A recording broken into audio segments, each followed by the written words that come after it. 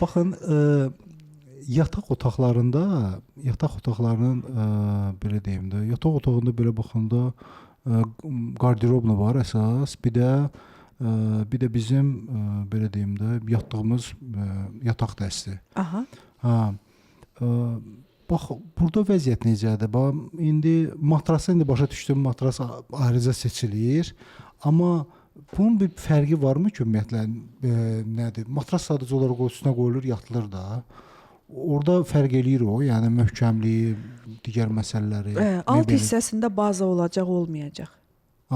Tək kravatdan söhbət, yataqdan söhbət gedir. Baza olub olmayacaq. Bu birinci məsələ. İkinci məsələ ayaqları seçilməsində. Yəni yerdən mi istəyirsiniz, yoxsa havadan mı olmalıdır? Çünki elə xanım var ki, mən deyir ki, örtülü olmasın, alt hissəsini rahatlıqla təmizləyim. Bəli. Bu ikinci bir məsələ. Üçüncü məsələ, kənar hissələrini taxtadan mı istəyir, parçadan mı istəyir? Ya keçdik qarderoba. Qarderob qapalı da ola bilər, dolab şəkilli də ola bilər, otaq şəkilli də ola bilər. Otaq şəkilli olanda qapaqdan istifadəyə ehtiyac varmı, yoxmu? Bu başqa bir müzakirə. İndividual bölgüləndirmə orada da baş verir.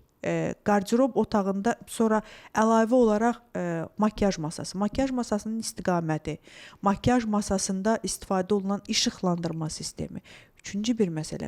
Çox vacibdir, mütləq vacibdir. Sonra əlavə bir, məsələn, çox vaxt iş otağı kimi də istifadə olunur, yataq otağı.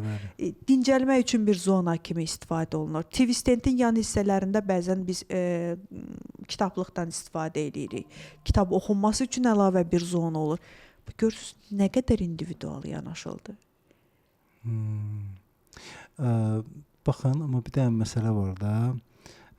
Yaxşı, indi insan deyək ki, qarderob özünə heç cürə quraşdıra bilmir. Yer yoxdur, sadəcə olaraq qarderob quraşdırmağa. Bu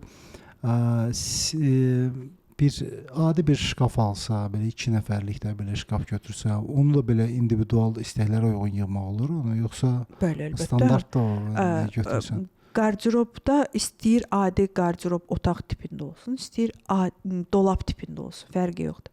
Hər ikisində müştərinin istəyi nəzərə alınmalıdır.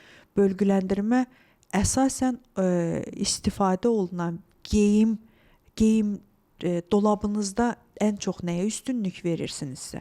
Sizin geyimlər nədir? Geyimlərlə bölünür o, əlbəttə. Sizin qarderobunuzda ən çox nə üstünlük təşkil edir? Kostyum, köynək. Ya bunun ütülənmə prosesindən sonra onun qorunma prosesi var da. Götürdüm, geyindim. Elə düşünün, yəni çox sadə şəkildə. Mən burada proses olaraq necə izlənilir? Məsələn, adi çamaşırxanada olsun da. Çamaşırxanada nədir? Paltarlar gəldi, yuldu, qurulandı, ütüləndə asıldı, sonradan keçir qarderob otaqlarına. Qarderob otağında nə olmalıdır? Yenə də sizin qiyafənizin sayından asılı olaraq dəyişir.